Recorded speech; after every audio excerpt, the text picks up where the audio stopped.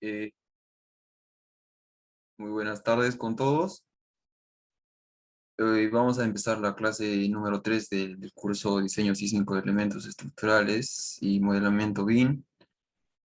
Bien, para el día de hoy tenemos el tema del análisis estructural, donde vamos a desarrollar una parte de la normativa y además vamos a empezar y hacer el modelo en el etapas, ¿no? Entonces, antes de hacer el modelamiento, necesitamos conocer lo que es los parámetros sísmicos, los procedimientos de análisis, por lo menos de forma resumida, que nos tiene lo que es la norma E030. Si es que tienen alguna consulta o comentarios, lo pueden hacer mediante el chat o también pedir que se le habilite el audio, ¿no? Creo que está habilitado, es más. Bueno, sin más que decir, comenzamos con la clase de día de hoy. Bien, si bien es cierto, la norma E030, dentro, que es la norma de diseño sismo resistente, contempla nueve capítulos. Y en el cuarto capítulo está lo que es el análisis estructural, ¿no? No vamos a entrar a profundidad a cada uno de los capítulos, ya que sería más un tema teórico de un análisis sísmico. Sin embargo, lo importante es que necesitamos saber, por lo menos, para hacer un análisis estructural, cuáles son los procedimientos que se tiene y cuáles son los parámetros que nosotros debemos considerar, ¿no? Antes de hacer el modelamiento, antes de hacer el respectivo análisis estructural.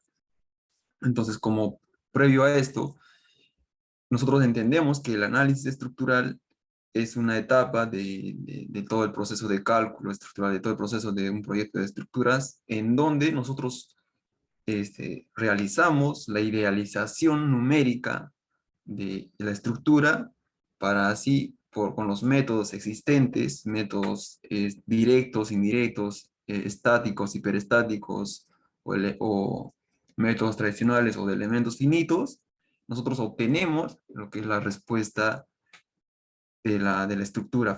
Esta respuesta se traduce o se transmite a nivel de diagramas, a nivel de reacciones, a nivel de deformaciones, a nivel de flexiones o esfuerzos, ¿no? Entonces, dependiendo del tipo de estructura, del tipo de elemento, o del tipo de sistema estructural que nosotros vayamos a hacer el análisis, vamos a obtener las respuestas, ¿no? Como se muestra en la figura, tenemos una serie de casos, por ejemplo, una edificación, podemos tener una estructura reticular tridimensional, o sea, corresponde a acero, podemos tener unas conexiones que son en acero, ¿no? Entonces, cualquier tipo de elemento o estructura, se hace un análisis y se obtiene su respuesta. ¿Qué es lo que nos dice la norma E030, la norma de diseño sismo resistente, la norma peruana? Nos dice que se tiene tres tipos de análisis, ¿no? Tres tipos de procedimientos de análisis. Estos procedimientos son el análisis estático o de fuerzas equivalentes. En este caso, este análisis, como su propio nombre lo dice, es de fuerzas estáticas o un análisis estático. Es cuando nosotros le asignamos fuerzas estáticas a nuestro elemento, a nuestra estructura, ¿no? Esta estructura puede ser tridimensional o puede ser bidimensional únicamente, ¿no? En el plano, dos dimensiones. Entonces, con este análisis, lo que nosotros sometemos o reemplazamos lo que es la fuerza sísmica por fuerzas distribuidas aplicadas horizontalmente, ¿no? Aparte de lo que cada uno de los pisos va a tener su propio peso, su carga viva, su carga muerta, ¿no? Entonces, es lo que consiste el análisis estático. Está limitado únicamente hasta 10 pisos, ¿no? Es prácticamente un análisis que se puede hacer sin la necesidad de un software de cálculo, ¿no? Sin la necesidad de usar el SAP o el ETABS o algún otro software de cálculo. Luego tenemos el análisis dinámico modal espectral. Este análisis también conocido como espectro o análisis de espectro de respuesta. Es un análisis en donde nosotros ya le asignamos las fuerzas sísmicas, en este caso, a través de un espectro de respuesta, ¿no? Este espectro de respuesta es multiplicado por el peso de la edificación y se convierte en una fuerza horizontal, ¿no? Porque el espectro simplemente nos da aceleraciones, este, o factores de aceleración de la gravedad. Y por otro lado tenemos un análisis tiempo-historia, que es opcional, no es obligatorio para desarrollar en cualquier tipo de estructura. En este caso ya se consideran acelerogramas, se considera este, escalamiento de las aceleraciones reales, ¿no? Y luego nosotros le asignamos a través del tiempo y obtenemos la respuesta también a través del tiempo o a cada segundo de, eh, de respuesta de la estructura, ¿no? Entonces, ¿en qué consiste lo que es el análisis estático? Bueno, como les había diciendo, es prácticamente aplicar fuerzas de forma, digamos, estática, ¿no? De forma determinada. ¿Y cómo se determina estas fuerzas? Se determina de la redistribución de una fuerza cortante generalizada, una cortante de base, ¿no? O cortante basal. ¿Y cómo se obtiene?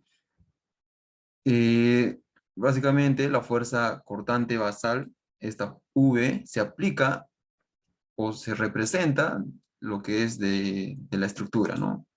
Por ejemplo, si nosotros vamos a ver, si nosotros observamos aquí, vamos a hacer un repaso. A ver. Por ejemplo, si nosotros tenemos la estructura, en este caso, que va a ser de esta forma, y lo que se aplica o lo que prácticamente nosotros queremos representar es la fuerza sísmica, ese es el terreno, ¿no? Entonces, ¿qué es lo que pasa? Viene una fuerza sísmica que se transmite por aceleración, ¿no? Ahora, esto también es, digamos, variable, ¿no? Claro que tiene picos, etcétera. Ahora, lo que les decía que esto es variable porque esas aceleraciones, ¿de qué? ¿De dónde sale? Esto sale de un estudio previo de peligro sísmico, donde nosotros, cuando hacemos un estudio de peligro sísmico, o la norma en este caso, ya con todas las investigaciones que ha desarrollado, determina los parámetros sísmicos. Pero básicamente, ¿qué consiste? Cuando ocurre el sismo, cuando ocurre un terremoto en un punto focal, vamos a llamarle un punto, un foco dentro de la corteza o a profundidades altas, estas se transmiten, ¿no? Esta hace, por ejemplo, un movimiento, al generar un impulso, un golpe o una liberación de energía en ese punto, lo que hace el sismo es generar ondas. Estas ondas se llaman ondas horizontales, o digo ondas verticales, y ondas horizontales, ¿no? Entonces, estas ondas hacen que se transmita el movimiento sobre el terreno, lo cual a la superficie, cerca de las edificaciones, llega en aceleraciones. Estas aceleraciones son, digamos, reguladas de acuerdo a los estudios de efecto de sitio, porque tenemos que saber nosotros qué tipo de roca, cuál es la velocidad de onda de este tipo de terreno, y finalmente hacer un estudio de aceleración o un estudio de microsonificación para obtener un arreglo a lo que son las aceleraciones, ¿no? Entonces, estas aceleraciones nacen a partir de ahí. Y nosotros, a partir de estas aceleraciones, podemos obtener dos cosas. Uno, lo que nos dice la norma, representar la fuerza sísmica como una cortante basal, en este caso va a ser aplicada a la base, que va a ser, vamos a poner con color verde, ¿no? Entonces, esta cortante basal nosotros vamos a obtener con distintos parámetros, ¿no? Con los parámetros sísmicos que se están mostrando en la diapositiva. Todos esos 5 parámetros que nosotros tenemos corresponden a un estudio de peligro sísmico. Sin embargo, lo que nos dice es que podemos representarlo con una fuerza estática, una fuerza cortante basal estática, o por otro lado, podemos llevarlo por un espectro de respuesta, ¿no? Que va a ser un análisis dinámico. Entonces hacemos coordenadas y nosotros obtenemos lo que es el espectro de respuesta, más o menos de esta forma.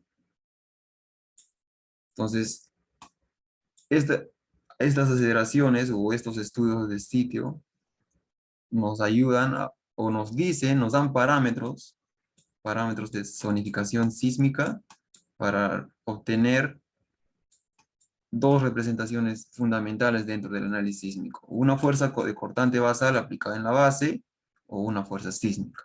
Entonces, esta fuerza cortante basal nosotros lo obtenemos con estas relaciones, ¿no? Donde intervienen el factor de Z, factor de zona. Esto representa digamos, la intensidad de sismo de la zona a la que se está, digamos, expuesta, ¿no? Por ejemplo, en el Perú se tienen 4 zonas sísmicas. Ahora, en otros países, ya sea Estados Unidos, México, Ecuador, Chile, también tienen sus zonas sísmicas y también tienen su factor de zona, su Z. O sea, prácticamente es una, digamos, una copia adaptada a la norma peruana.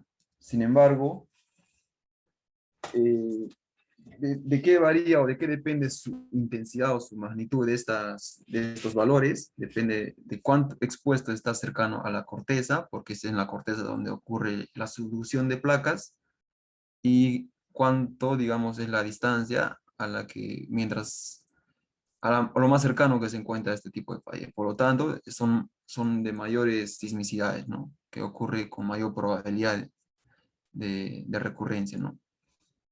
Entonces, tenemos 4 zonas, en donde la zona más expuesta es la zona 4, con un factor de 0.45 por la aceleración de la gravedad.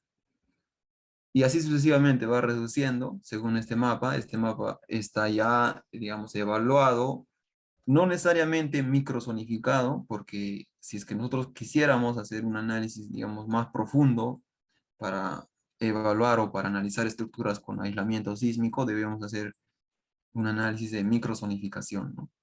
O sea, hacer los ensayos pertinentes para determinar la microzonificación ya dentro de una zona localizada. Sin embargo, a nivel general, para aplicar una carga estática normal, solamente necesitamos estas 4 zonas. Además, tenemos un factor U.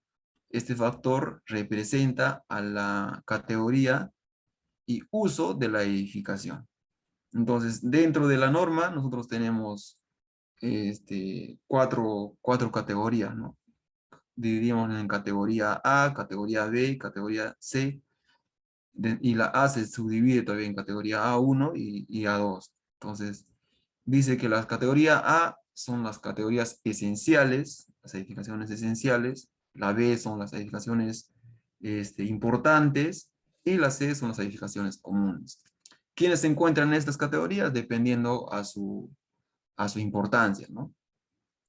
Por ejemplo, dentro de las esenciales están los hospitales, se encuentran los estacionamientos de bomberos, de repente las estaciones de los tanques elevados, etcétera, ¿no? En las importantes se encuentran ya las oficinas, de repente algunas instituciones de no tanta importancia, y dentro de las comunes se encuentran las viviendas, ¿no? Las viviendas unifamiliares, las viviendas multifamiliares. Luego tenemos el factor S.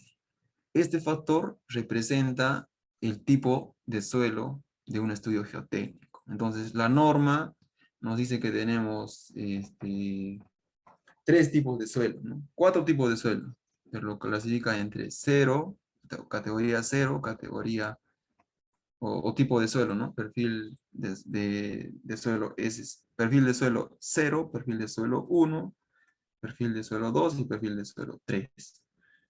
Entonces, hay incluso un perfil de suelo 4 que son para condiciones excepcionales. Sin embargo, dentro de los 3 tipos desde dentro de los tres tipos de suelo, nosotros identificamos y básicamente esto está caracterizado por su velocidad de onda, ¿no? Lo que les estaba explicando acá. ¿Cuál es la velocidad de onda que se transmite o en la cual hace que se llegue el sismo, ¿no? Es por eso que incluso a veces me preguntan, ¿no?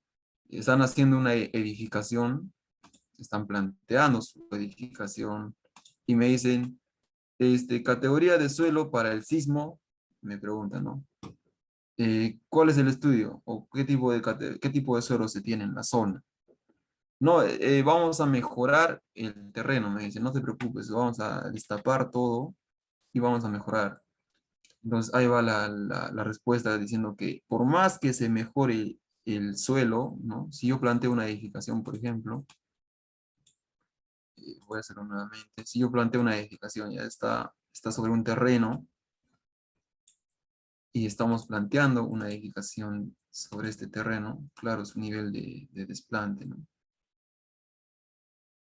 Y me dicen, pero si vamos a mejorar el suelo, entonces vamos el S de factor de suelo que sea el mejor, ¿no? Que sea un tipo de suelo rígido o un suelo bueno.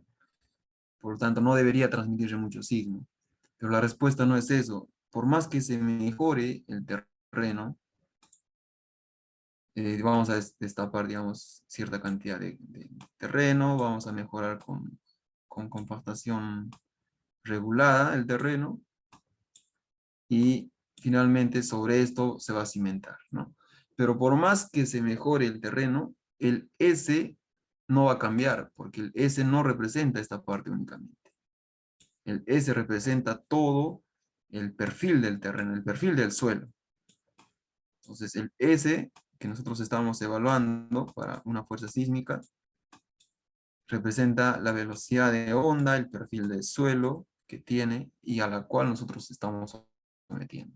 Y si nosotros mejoramos el terreno, no vamos a mejorar todo esto, vamos a mejorar simplemente la corteza, la cimentación. Por lo tanto, el S va a seguir siendo el mismo, ¿no? No cambia el S. Ahora, ¿por qué estamos repasando el S? Porque como el S, perfil de suelo, está directamente proporcional a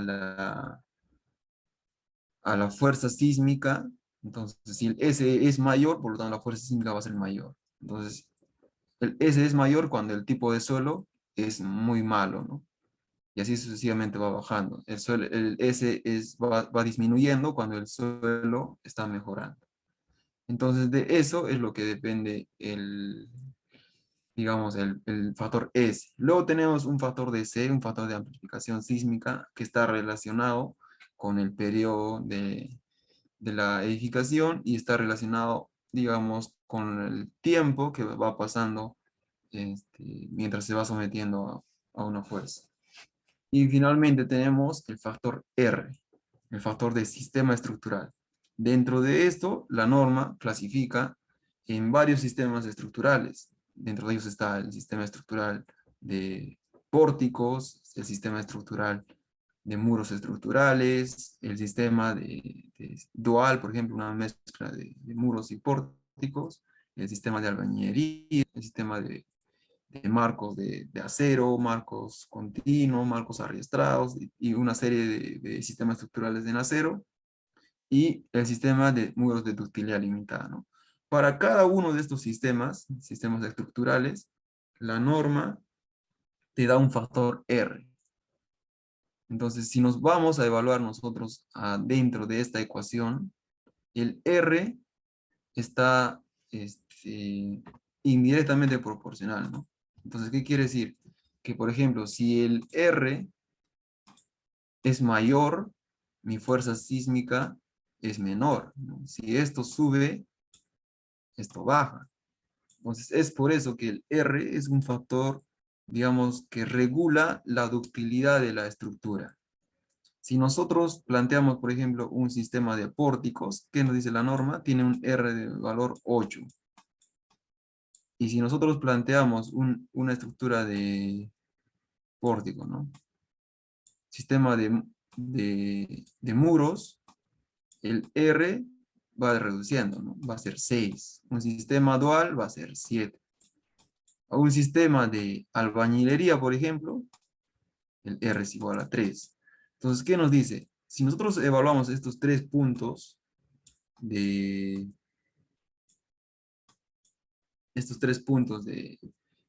digamos, de sistemas estructurales, nos vamos a encontrar que si el R es mayor, mi fuerza sísmica es, o sea, si el R es mayor, mi fuerza sísmica es menor, por lo tanto quiere decir que el sistema es más dúctil. Un sistema porticado es más dúctil. Ahora, si nosotros nos vamos a evaluar dentro de esta figura, vemos que el comportamiento de vigas y columnas es, digamos, proporcional, ¿no? Los momentos no absorben muchos momentos, sino se distribuyen, se redistribuyen, entonces formando un comportamiento dúctil, ¿no? O sea, que se puede deformar todavía. Al yo tener una columna y una viga que se parecen en dimensiones, ¿qué es lo que va a pasar? Los momentos que yo estoy obteniendo, el comportamiento en este caso, del pórtico, es similar. Por lo tanto, si este no rigidiza mucho el sistema, entonces hace que ambos se comporten similar, ¿no? Por lo tanto, va a tener una deformación, si nosotros lo hacemos de pórtico, una deformación, digamos, normal, ¿no?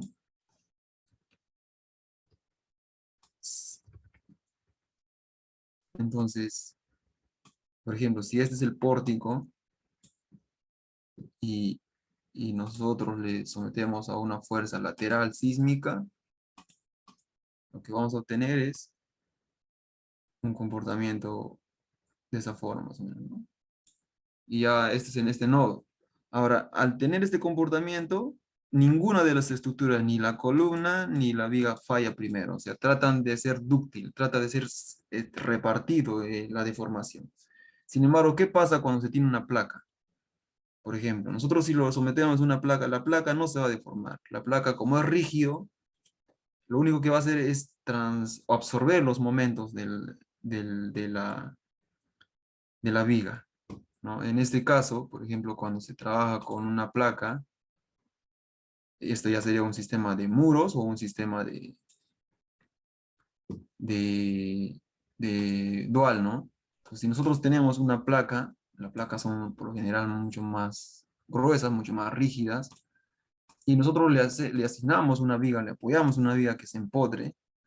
Al tener esa diferencia de rigideces, lo que nosotros lo sometemos a esta estructura es que esto sea rígido, no se deforme, y mi placa sea la única, o mi columna sea la única que se está deformando. Por lo tanto, el sistema en global de toda la edificación se vuelve menos dúctil. O sea, no se va a comportar como este lado, como el pórtico, sino se va a comportar como placa. Por lo tanto, la ductilidad es menor. Si la ductilidad es menor, por eso es que el R es menor también. El R de reducción es menor, este factor de reducción. Entonces, con eso quiero decir que este valor R prácticamente es un factor de ductilidad más que nada, ¿no? En otras normas, la norma ecuatoriana, la norma chilena, lo llaman ductilidad más que factor de reducción. Entonces, eso va a depender del sistema, ¿no? Ahora, cuando nosotros evaluamos la ductilidad, como hemos dicho en la clase anterior, dentro del elemento, la situación es otra, ¿no? Pero ahorita estamos manejándolo dentro del sistema, o sea, dentro de toda la estructura. Si nosotros evaluamos con una estructura de albañilería, por ejemplo, el R incluso es mucho más bajo, por lo tanto la fuerza sísmica es mucho más alta. Entonces, ¿qué quiere decir? Que la albañería es mucho menos dúctil todavía. A nosotros tener albañería, lo primero los esfuerzos que vamos a tener es de frente, digamos, de falla, ¿no? No va a tener una ductilidad. Por lo tanto, si nosotros lo evaluamos en un sistema de formaciones, le aplicamos una fuerza a la albañilería, esta va a llegar a cierto límite, se va a deformar un poco y va a fallar, ¿no?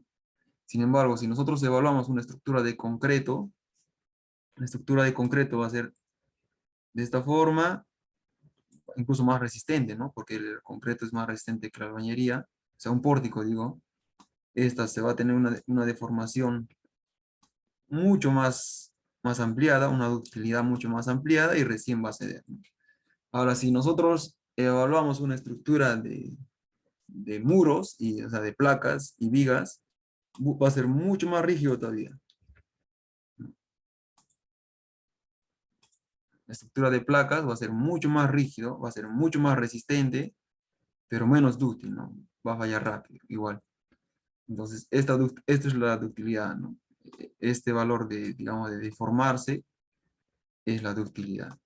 Pero nosotros como estamos trabajando con una fuerza sísmica, estamos en zonas sísmicas y el sismo viene a través de oscilaciones, viene de aceleraciones y a través de fuerzas, digamos, cíclicas, nosotros queremos que la estructura sea dúctil, ¿no? Entonces nosotros queremos que nuestra estructura sea lo más dúctil posible. Por lo tanto, el R sea lo más alto posible.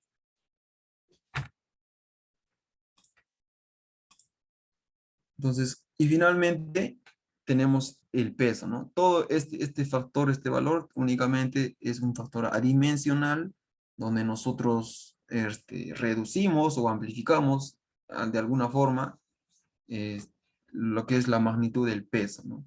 El peso de la edificación. Este peso corresponde a la carga muerta y un porcentaje de carga viva, ¿no? Y con ese valor, como este peso está en kilonewton o está en valor de fuerza, nosotros obtenemos la fuerza estática en la base, más conocido como la cortante basal.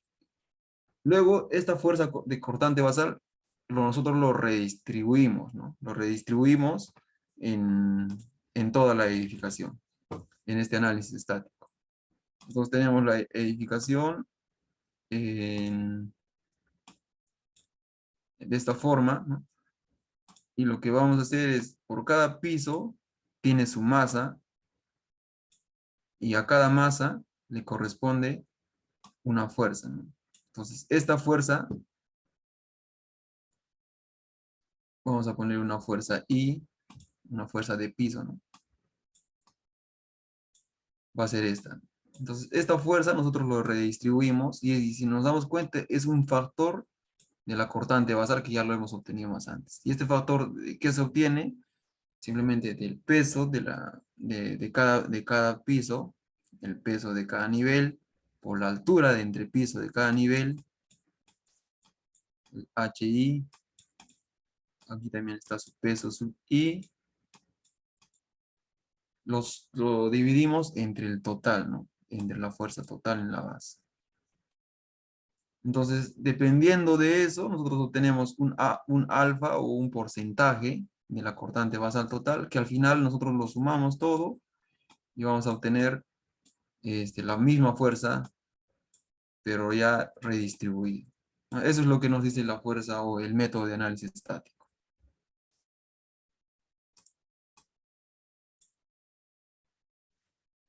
Y por otro lado, con eso nosotros tenemos el análisis estático y ya podemos evaluar nuestro pórtico, ¿no? Este pórtico, por ejemplo, lo podemos evaluar con métodos tradicionales, no necesariamente un programa de cálculo, ¿no? Si nosotros le aplicamos fuerzas distribuidas a la edificación, fuerzas ya sean en este caso, las fuerzas sísmicas, y además le ponemos sus fuerzas verticales de cargas vivas o cargas muertas, nosotros este pórtico lo podemos resolver por métodos tradicionales que conocemos, ¿no? Métodos de rigideces o métodos de Takaya, métodos de Cross, etcétera, ¿no? Sin la necesidad de hacer un análisis, digamos, con un programa de cálculo. Ahora, por otro lado, tenemos el análisis dinámico.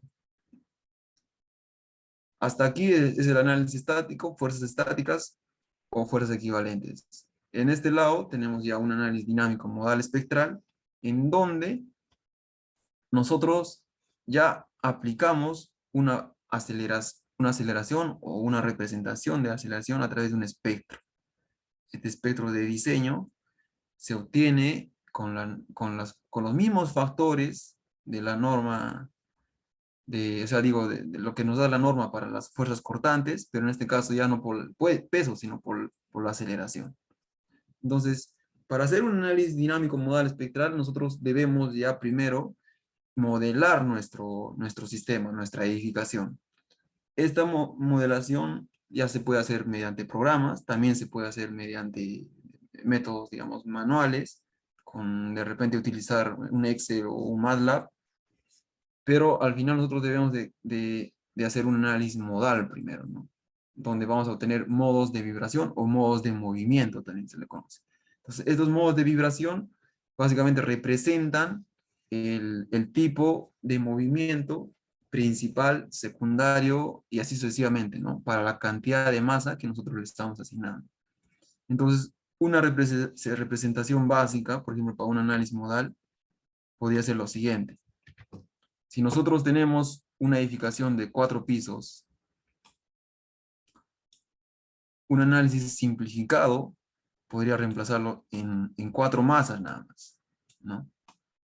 Entonces, donde cada masa va a tener su masa, va a tener su masa, va a tener esto, su longitud, su rigidez y su amortiguamiento, ¿no? Entonces, se hace un análisis modal, esto me representa un piso, esto me representa su rigidez de altura, nosotros obtenemos un comportamiento modal, ¿no? Esto ya va a depender, digamos, el primer modo puede ser variado para la derecha, luego el siguiente modo, vamos a hacerlo con figura. El primer modo puede ser así, el siguiente modo puede ser de esta forma, ¿no? Eh, Más o menos en cada piso, ¿no? Y así sucesivamente, ¿no? Vamos a tener distintos modos. Entonces, lo que hace los software, en este caso el ETABS, lo que hace es hacer un análisis modal, pero ya no de estas masas, sino de todo la edificación. O sea, reconociendo cada uno de los elementos de nuestra estructura, ¿no? Para así obtener una representación, digamos, modal real de la edificación. A esta aplicación de modo o este análisis modal, nosotros le aplicamos fuerzas. En este caso, fuerzas sísmicas. Estas fuerzas sísmicas son transmitidas, ya como les dije, a través de un espectro de aceleraciones. Entonces, ¿de dónde se obtiene este espectro de aceleraciones? Con los mismos parámetros que nosotros ya lo hemos revisado para un análisis estático, lo único que va a cambiar es el peso, ¿no? Anteriormente se ponía el peso, ahora se pone la gravedad. Entonces, los parámetros van a ser lo mismo, y lo otro que va a cambiar en este punto es el C. El C es un factor ya que pasa por el tiempo, ya no es un factor exacto, ¿correcto? Entonces, aquí hacemos un poco de repaso, lo que les estaba explicando hace rato. Tenemos, dentro de las categorías, tenemos 4 categorías. Categoría A, luego tenemos la categoría B, categoría C, como les dije. Estos son los factores de amplificación. Luego tenemos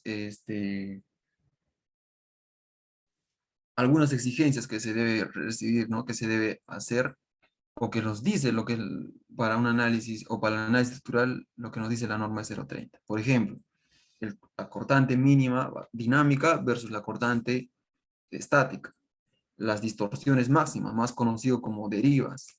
En los porcentajes de participación de las cortantes, también el sistema o la categorización del sistema estructural, ¿no?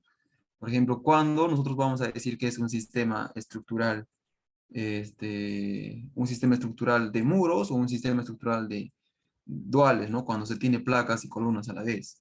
Entonces debemos de hacer esa verificación. Asimismo, la norma del AC 710 también nos da algunos requerimientos en caso de que no lo tengamos en la norma 030, por ejemplo, para tanques elevados, por ejemplo, para estructuras en voladizo, o también se le conoce como pilares, ¿no? O cantilever. El caso de los puentes o de las cartelas, por ejemplo, ¿no? De los letreros con un solo pilar. Luego tenemos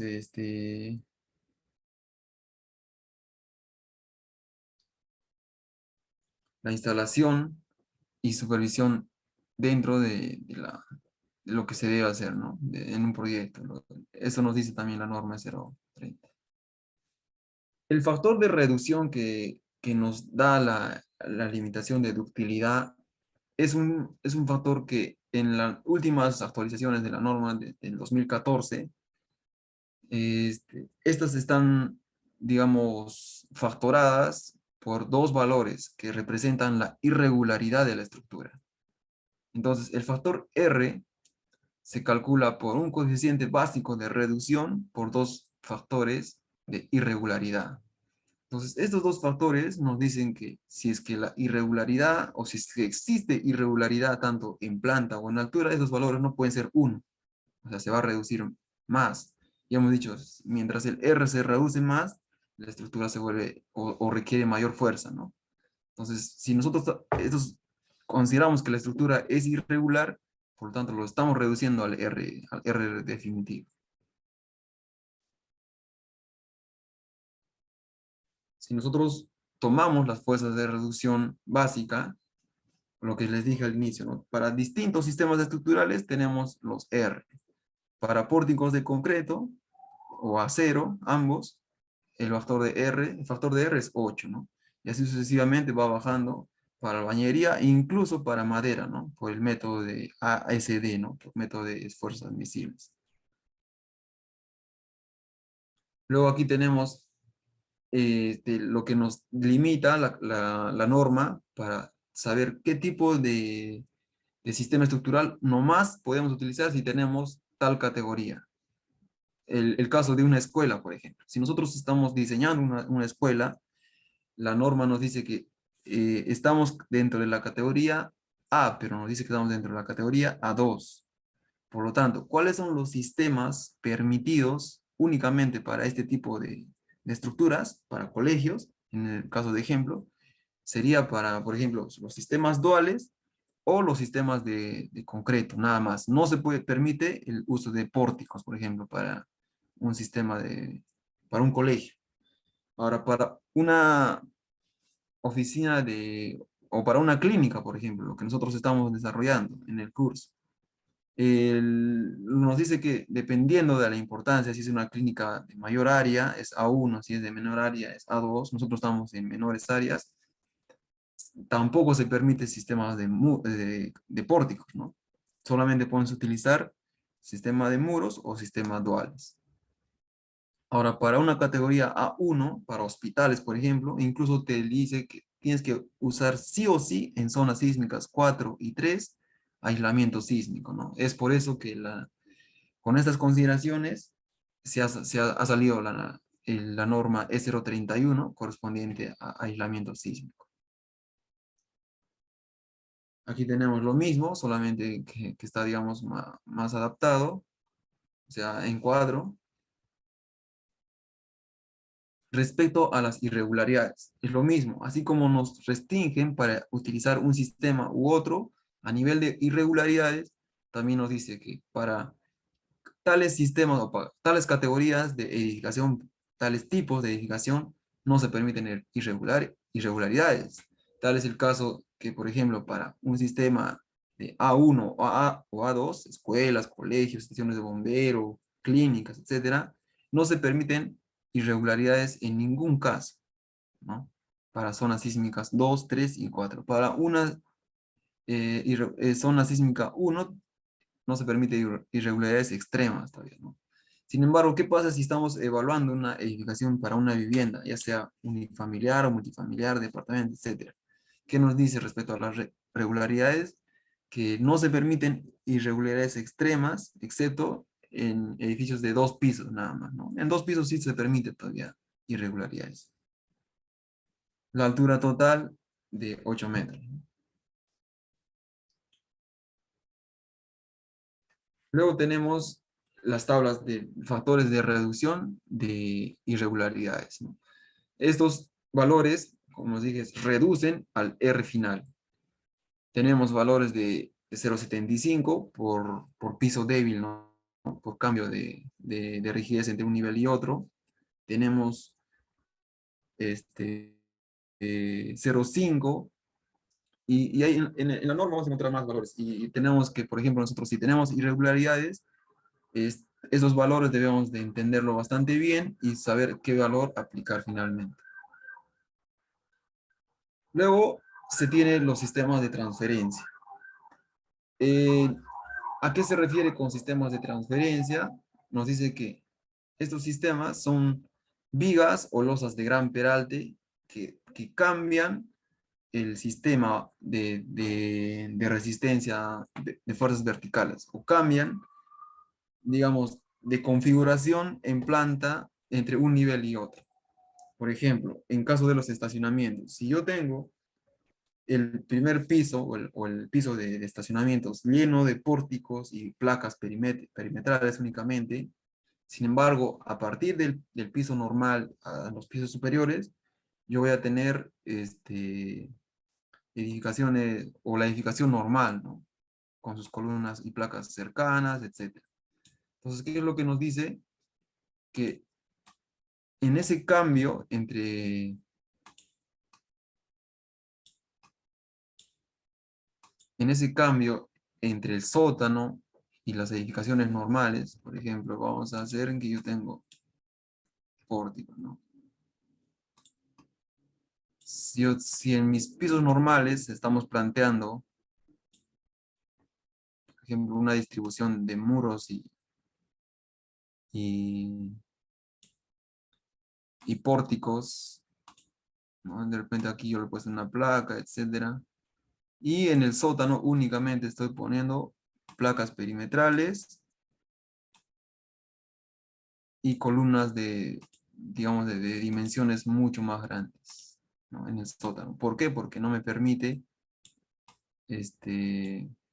por el estacionamiento o por el espacio que requieren los automóviles, no me permite el poner mayores elementos verticales. Entonces, si nosotros hemos planteado únicamente una columna de mayor dimensión y placas perimetrales en el sótano, esto me representaría el sótano, ¿no?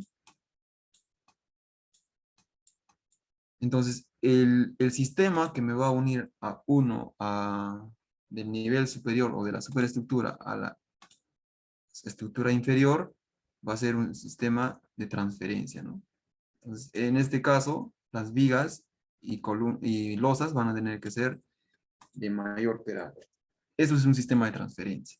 Pero, ¿qué nos dice la norma respecto a este tipo de sistemas? Anteriormente se aceptaba, pero en zonas sísmicas 2, 3 y 4 no se permiten este tipo de estructuras, ¿no? O sea, ya está prohibido al uso de este sistema de transferencia que les he explicado, ya que se ha tenido, digamos, experiencias que las edificaciones han fallado en este cambio, ¿no?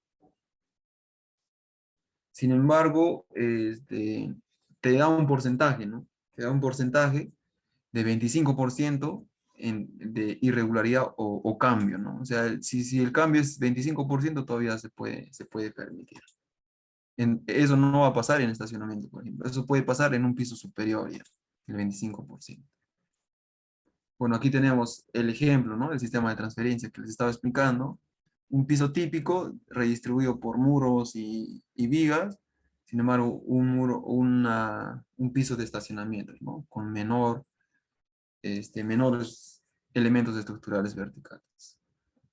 Algunos ejemplos de sistema de transferencias que no se permiten, digamos, mayores al 25%, son estos, ¿no? Si se fijan, tenemos vigas de gran peralte con casetonadas apoyados sobre placas, ¿no? Es lo normal, por ejemplo, en estacionamientos. Sin embargo, si es que esta diferencia es mayor al 25%, ya no se permite. Bueno, aquí tenemos algunos ejemplos de la variación en altura de edificios cuando se redistribuyen, por ejemplo, las fuerzas estáticas, ¿no? ¿Cómo es que varía? Por ejemplo, si nosotros hacemos un análisis estático, o sea, un análisis dinámico en el software ETAPS o en el SAP, directamente lo hacemos un análisis espectral, ¿no? pero sí o sí debemos hacer un análisis estático para por lo menos cumplir ese acápite de la norma, donde nos dice que debe cumplir la fuerza dinámica, debe ser por lo menos el 80% de la fuerza estática. Entonces, el análisis estático debemos hacerlo sí o sí. Ahora, este análisis lo podemos hacer directamente en el software o lo podemos hacer en un software o una hoja de cálculo de Excel, ¿no? Entonces, dependiendo a la altura del edificio, este análisis va perdiendo, digamos, va perdiendo el uso. Es por eso que en algún caso, en una experiencia anterior tuve que para una edificación, yo estaba diseñando una edificación de 59 pisos, ya no podía utilizar este análisis estático. ¿Por qué? Porque el valor de K simplemente te dice máximo 2, ¿no? No puede ser mayor 2. Ese máximo 2 te limita hasta 12 pisos, hasta 15 pisos nada más. ¿Qué es lo que va a pasar si yo tengo una edificación de 50 pisos o 60 pisos? Entonces, ¿cómo se considera el análisis estático, no? Entonces, nos vamos al reglamento, en este caso a un reglamento de edificaciones o un reglamento de rascacielos que se tiene en Japón o se tiene en Estados Unidos, donde te dice el procedimiento para hacer un análisis estático, ¿no? Y cómo, digamos, utilizar estos parámetros. Bueno, dentro de los requisitos de resistencia, rigidez, de utilidad que nos dice la norma, lo primero que debemos hacer es los desplazamientos, ¿no? Los desplazamientos o derivas. ¿Por qué? Porque esto, a la vez que nosotros estamos controlando la ductilidad de la estructura, también debemos de controlar la separación dentro de edificios, ¿no? Lo que hemos comentado en la clase anterior, que es muy importante tener este valor en cuenta, ya que por el tipo, por el cambio de comportamiento de entre una edificación de mediana o baja altura con una edificación de mayor altura, estas pueden ser distintas, ¿no? Para el tipo de suelo. Entonces, si estas son distintas, una se puede mover y otra no. Y si no está separado adecuadamente, entonces va a ocurrir el efecto de golpeteo, haciendo que la estructura falle, ¿no? Por otro lado, tenemos lo que son las derivas. Eh, Independientemente para el tipo de material predominante de la estructura, lo que nos dice la norma son estos límites, ¿no? Entonces, nosotros cuando hacemos el análisis estructural dentro del software o hacemos un análisis estructural manual, lo primero que debemos controlar son las derivas. Porque con eso estamos controlando la rigidez y la estabilidad de nuestra estructura. Si nosotros estamos dentro o menores a estos valores, podemos proseguir con el diseño, ¿no? Si no, debemos de volver a reestructurar, como decía, el ciclo de análisis del proyecto.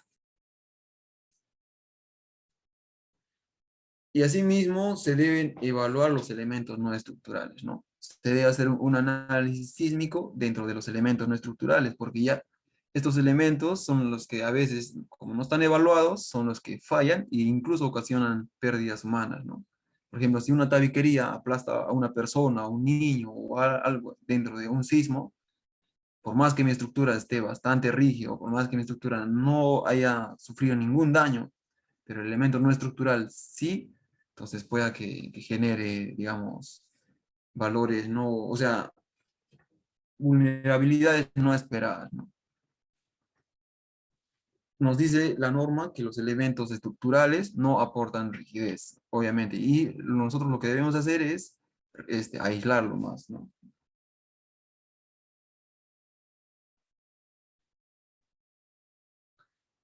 Algunas tabiquerías son, digamos, si es que lo aislamos correctamente, son no estructurales, pero sin embargo, no lo prestamos la suficiente importancia. Es por eso que se construye únicamente el muro, pero sin confinarlo con las columnetas y las vigas de amar, o a veces la mala calidad del ladrillo, o los espesores de estas tabiquerías pueden ser reducidos, o de repente no hay una buena supervisión en cuanto a la calidad del mortero, ¿no? O si es que estas albañerías están, digamos, interferidas por tubos, ¿no? Embebido tubos o tanto de instalaciones eléctricas o sanitarias.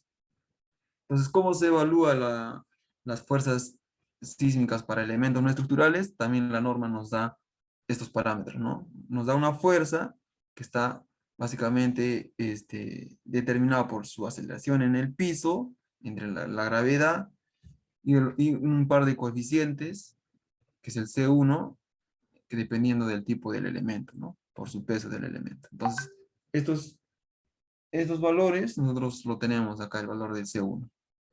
Finalmente, la fuerza mínima que debe resistir un elemento no estructural está dada por este valor, 0.5 por el sus y por el P. Si se dan cuenta, aquí no está interviniendo en ninguna parte el R, ¿no? Porque el R es de ductilidad y los elementos no estructurales no son dúctiles.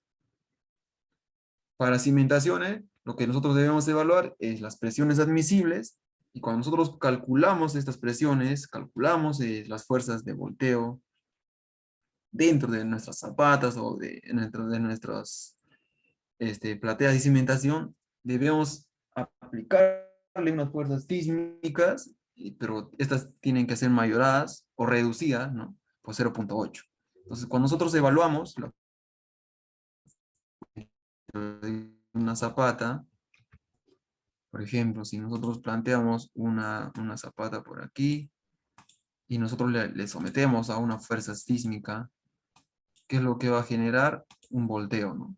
Por lo tanto, la zapata va a estar sometida a un volteo.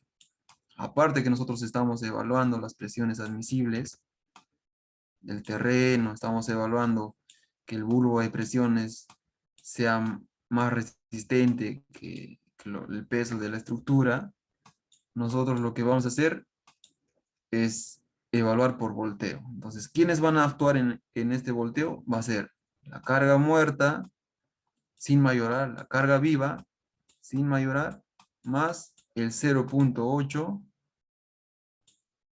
de la fuerza sísmica. Si a esta combinación, si esta combinación nosotros con esta combinación evaluamos la cimentación, ¿ok? y tenemos cambios, digamos,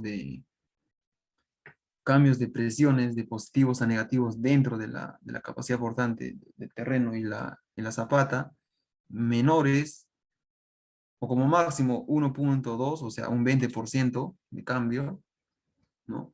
Si tenemos ese momento de volteo que no exceda al 1.2, estamos bien. Si excede, entonces debemos redimensionar la zapata, ¿no? Entonces, por ejemplo, si yo hago mi evaluación en planta de la zapata, de la cimentación, y este momento de volteo está generando presiones, y aquí yo voy a considerar que tengo mi columna, mi placa, ¿no? Entonces, al aplicar una fuerza de volteo, lo que yo voy a tener es, por un lado, compresiones que se están comprimiendo como se está volteando, y por otro lado voy a tener tracciones. Ahora, si mi mayor parte de mi área, si la mayor parte del área en este punto, digamos, es compresiones, porque es por lógico, porque lo estamos volteando, vamos a ponerle con azul tracciones, ¿no? Entonces, cuando nosotros hacemos el análisis de volteo de la cimentación, este porcentaje, nos dice la norma, que este porcentaje del azul de tracciones tiene que ser máximo un 20% de toda el área. Y todo el resto, obviamente, tiene que ser de compresión.